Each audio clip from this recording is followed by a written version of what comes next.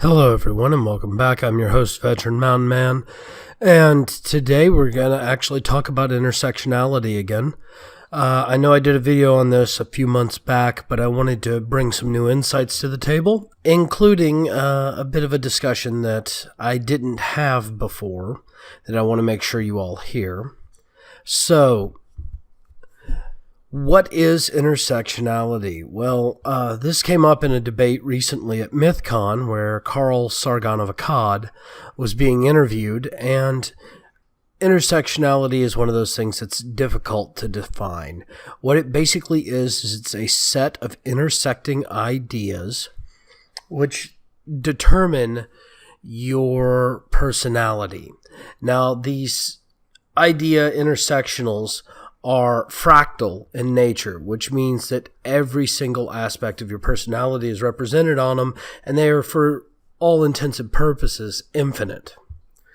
Now, this benefits the cultural Marxist movement in a lot of ways.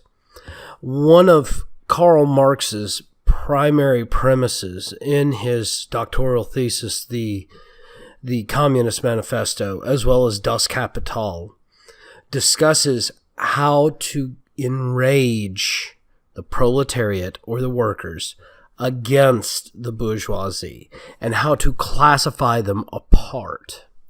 Now, basically what he was doing is he was creating the basic playbook of identity politics. Instead of treating individuals as individuals, he wanted to treat them as groups. And this is where intersectionality plays to the strong point of the cultural Marxist. It gives you ways to clearly delineate groups. So, one intersection would be what color your skin is. Another would be what country you're from. Another would be what type of genitalia do you prefer in bed. Another would be whether or not you like the Scary Movie series. Another would be whether you prefer beer or wine. I mean, all of these things are intersections in your personality under the intersectional theory concept, which is why we know it technically works, but the problem is it's being put to an impractical purpose. And that is, they are trying to unite groups based off these arbitrary intersections of personality and say all people that like scary movies are this way. And see, that's where they're fundamentally failing, because that's not the way it works. And the more you accept that premise, the more likely you are to fall into their identitarian political concepts. But in truth, we are all individuals. And just because you share an arbitrary trait with another person doesn't mean you are more similar than dissimilar. Those arbitrary traits could have nothing to do with each other. It's the old fact of correlation does not equal causation.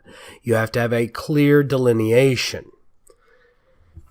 And that's one of the things that the social justice and the cultural Marxist groups do not have, even though they have accepted identitarian politics and its classifications from intersectional theory. Now, there is also critical race theory, which is part of the intersectional theory, and that is where we get this new definition of racism, which is racism equals power plus privilege.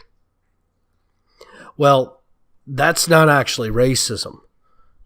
In fact, there is no actual white privilege in America.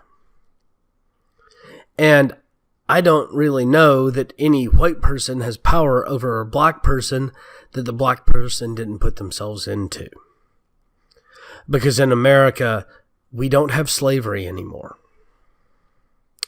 Well, I want to thank you all again for joining me. Please remember to upvote and follow me here on VidMe, or thumbs up and subscribe on BitChute. You can also catch me at YouTube on syndication. My channel is still there and I still update it. Also, don't forget you can contribute to my station at patreon.com/veteranmountainman. All of my other links for social media are down below. Thank you all, and have yourselves a great day.